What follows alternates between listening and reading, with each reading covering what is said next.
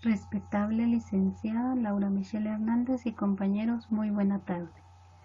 Reciban un cordial saludo de parte de la Universidad Da Vinci de Guatemala, con sede en Quetzaltenango, de parte de los estudiantes de la Licenciatura en Ciencias Jurídicas y Sociales del sexto semestre, del curso de Filosofía del Derecho. Sean ustedes bienvenidos. Tengo bien el grato honor de presentar a mis compañeros exponentes, quienes ellos son: Roxana Esteban, Yanira Contreras, René Mazariegos, Byron Toledo, William Chabajay, Kevin Isaac y su servidora Patricia Figueroa, quienes estaremos disertando el tema Causas y fines del derecho. Damos inicio.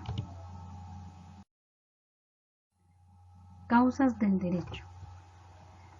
Dice que cuando hablamos de las causas del derecho, no podemos establecer y llegar a una conclusión de un hecho o un fenómeno sin antes averiguar cuál fue su causa primera para después determinar su fin último. Por ejemplo, la lluvia tiene como efecto que la tierra se moje. Si analizamos cuál fue la causa primera, vamos a establecer qué es la lluvia. Y si vamos a determinar su fin último, vamos a establecer que fue que la tierra se mojara. Las causas del derecho se clasifican en derecho divino. Este es la fuente de la razón y la omnipotencia del Ser Supremo, pues el poder radica únicamente en el poder de Dios.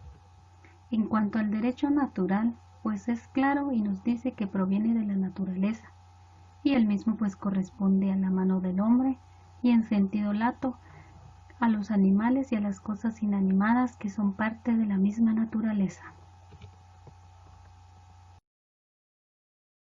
En cuanto al derecho racional, pues es propio y exclusivo del hombre, por tener una habilidad única, y por medio de la razón puede decidir entre lo justo e injusto, entre lo bueno y lo malo, lo que puede también ser ajusto dependiendo de las acciones de cada ser humano. En cuanto al derecho estatal, pues este emana directamente de la colectividad, el cual constituye a un Estado, el cual se va a organizar para garantizar a todos sus habitantes el bien común. En cuanto a los fines del derecho, pues vamos a hablar del derecho divino, y este es claro y nos dice que no tiene ningún fin, puesto que el hombre actúa por propia voluntad. En cuanto al derecho racional, bueno, él nos va a permitir a escoger entre el bien y el mal, porque todo puede ser justo o injusto, o como bien puede todo ser ajusto, y establecer que no todo lo injusto es justo, ni todo lo justo es injusto. En cuanto al derecho natural, bueno, este toma en cuenta la razón humana, puesto que su fin es dar libertad de movilizarse, desplazarse a los seres terrestres o del universo a donde ellos deseen movilizarse. En cuanto al derecho estatal, pues Gustav Radrich estableció 4 principios supremos del derecho, y uno de ellos es Salus Populi Suprema Lex Esto. Esto significa la salvación del pueblo es la ley suprema, y es de ahí donde emana y encontramos el bien común. El número 2, la Justitia Fundamentum Regrum, la base de la justicia, que es la justicia, que con equidad debemos de impartir justicia a las personas y a los individuos. En el número 3, Fiat Justitia Periat Mundus, que se haga justicia, la seguridad para que todos vivamos en paz, con tranquilidad y en una convivencia pacífica. En el número 4, Summum Jus, suma injuria, la ley suprema es la mayor lesión. Es decir, que vamos a aplicar la ley a la persona que cometa un hecho delictivo que es antijurídico, el cual está normado en nuestras leyes para poder ser castigado de una manera establecida en la misma ley. Muchas gracias.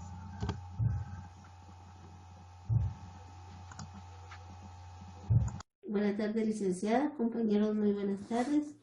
Me corresponde platicarles acerca del bien común, según el libro de Filosofía del Derecho del autor Luis Alfonso Dorantes Tamayo. En este espacio que nos hablan del bien común, nos indica el escritor Louis Lefort que no tiene una definición exacta, sin embargo coloca el bien común como el más alto fin del derecho, la justicia y la seguridad. También nos habla del escritor Delos. Él indicaba que creía que era un conjunto organizado de condiciones por las que puede cumplir un destino natural y espiritual. Y por último nos platican sobre Gustav Radbruch, quien era una persona especialista en filosofía del derecho, y él consideraba que existían 3 tipos de bien común, como el sistema individualista, que se refiere a una sola persona.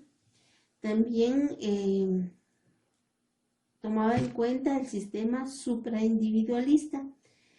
Esto se refiere al bien común o al interés común de un grupo de personas. Y por último, incluye el sistema transpersonalista, esto refiriéndose al arte y a la ciencia.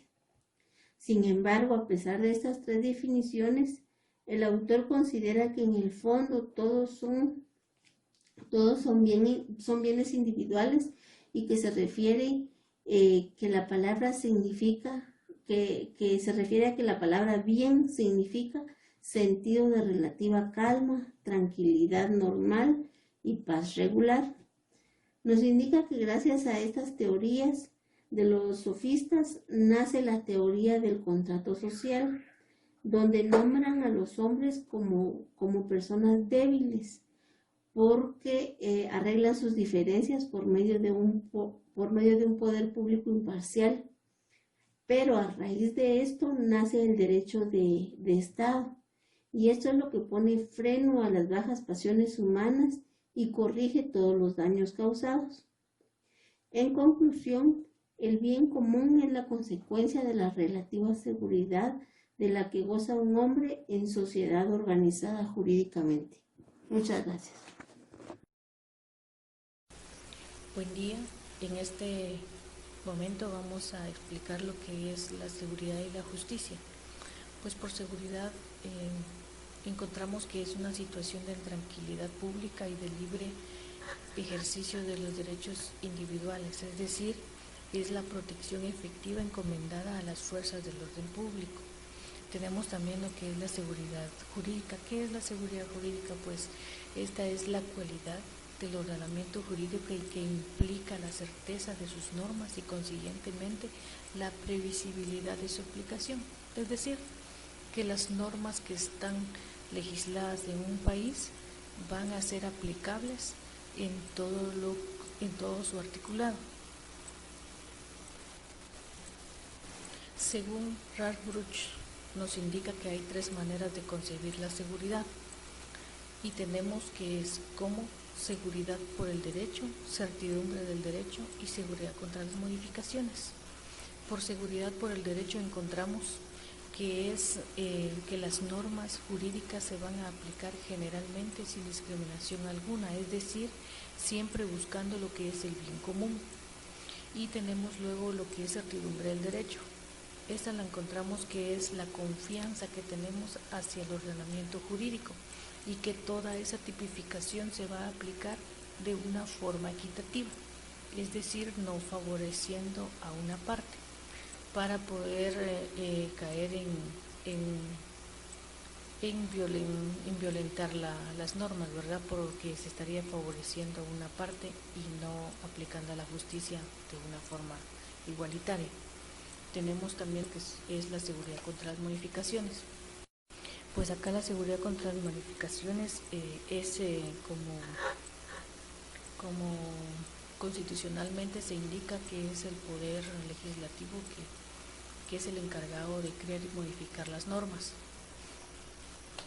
y que esas normas, esas modificaciones que se van a crear hacia la normativa jurídica tienen que ser de una forma equitativa, sin que esas reformas van a favorecer a un sector o a una parte de la ciudadanía, ¿verdad? Y también otro tema muy importante acá contra las modificaciones es que es una dificultad que se tiene para poder realizar modificaciones en el caso de la Constitución, ya que dentro de esta Constitución Política de la República de Guatemala hace referencia a que hay artículos que se pueden modificar y artículos que no se pueden modificar.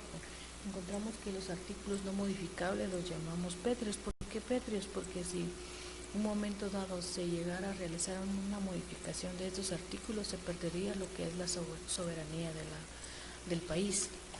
Tenemos otro tema también, lo de la justicia. ¿Qué es la justicia? Pues la justicia es un valor determinado como bien común por la sociedad. Esto es dar a quien lo que le corresponde o lo que le pertenece por derecho.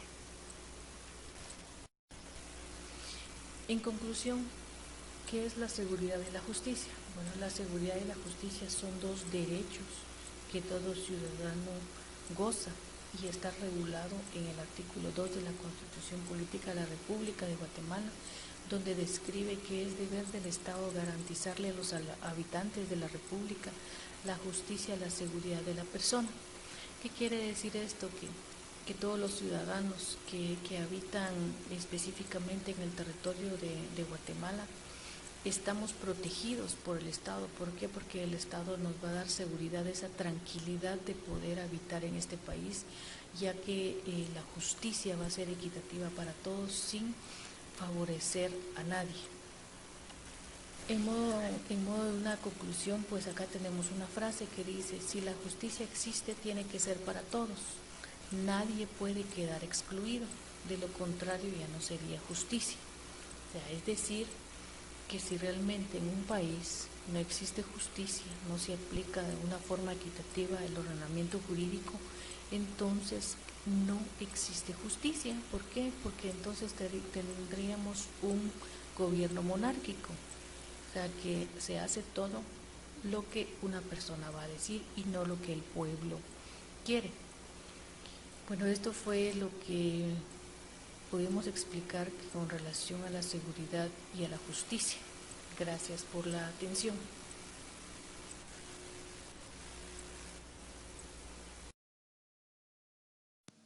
Coordinación u oposición entre los fines del derecho.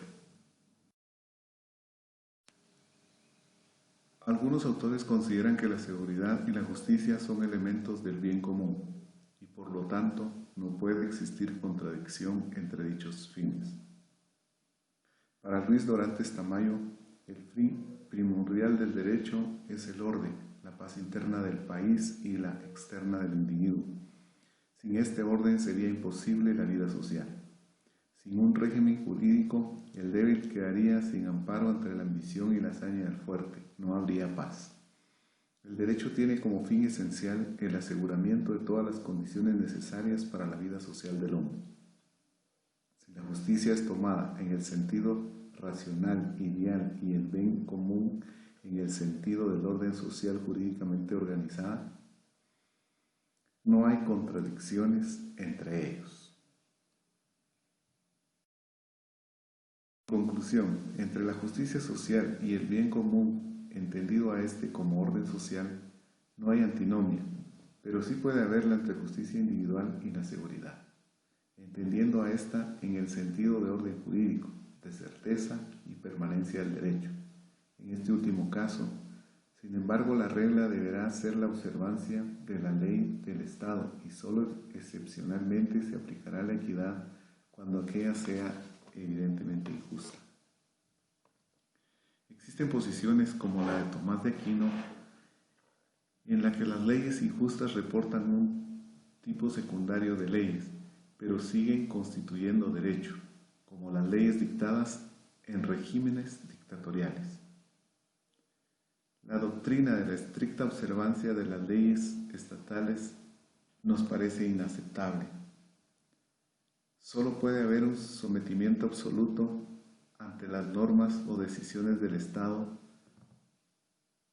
cuando éstas son justas o cuando sinceramente las consideramos ecuánimes, sin dejarnos llevar por nuestras pasiones o intereses. Pero cuando son injustas y hay la posibilidad de sustituirlas por otras equitativas, o hay la posibilidad de eludirlas sin causar perjuicios a nadie, no vemos la necesidad de cumplirlas forzosamente. El legislador, lo mismo que el juez y el ejecutor, son personas falibles, y si han incurrido en un error, no vamos a continuarlo nosotros. Sí, hay que acatar la ley estatal, pero no al grado de ser su esclavo. Partiendo del postulado que la justicia es un valor fundamental del derecho, junto con la seguridad jurídica, el bien común y el orden público, por lo tanto el derecho debe realizar la justicia en la medida de las posibilidades humanas, pero no debe darse por sentado que la esencia del derecho radica en la justicia, dado que existe el derecho justo e injusto. La justicia carece de una fórmula precisa y determinada con la cual sea posible discernir entre ley injusta, derecho injusto y Estado injusto. Existen posiciones en las que nos hace reflexionar sobre las necesidades más apremiantes de nuestro tiempo, que es formar el criterio jurídico más básico de todos, la capacidad humana de todo jurista de discernir lo justo de lo injusto, con la necesaria disposición a amar lo primero y a rechazar con firmeza a lo segundo. Liberalismo o totalitarismo. Es el derecho, según lo dicho, para salvaguardar la paz pública y la seguridad de un país, y que también uno necesita la libertad natural del individuo. El Estado liberal toma en cuenta preferentemente al individuo. El Estado totalitario de la sociedad, cuando el primero degenera del lugar al libertinaje, la exageración del segundo conduce al despotismo. La dificultad estriba en determinar en qué punto el Estado puede y debe de intervenir en la vida de los individuos para asegurar el mayor bien social. También se relaciona con otro fundamento de la justicia, distribución de la riqueza, que tantas luchas ha provocado en su solución.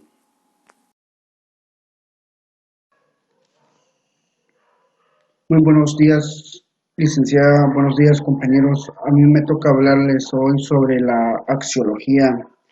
Dice que es una técnica formal que sirve para identificar y medir los valores. También se pueden decir que es una estructura de valores para ayudar a una persona, para darle una personalidad, tanto en su ámbito personal como en lo personal. Ahora pasamos en la jurídica. Trata el problema de los valores jurídicos, es decir, dilucida sobre cuáles sean los valores que harán correcto un modelo de derecho o que primarán a la hora de elaborar o aplicar el derecho. Otro aspecto importante de la axiología jurídica es que también se conoce como la teoría justo o teoría de la justicia, destacando este importante valor como es la justicia dentro del ámbito de la axiología jurídica. Ahora pasamos al objeto de la axiología jurídica. Tiene por objeto el estudio de la naturaleza o esencia de los valores y de los juicios de valor que puede realizar un individuo. No es estudiar qué es el derecho o cómo está compuesto, sino es cómo debe ser a través de la creación de un modelo con ciertos valores para la creación y aplicación de las normas jurídicas.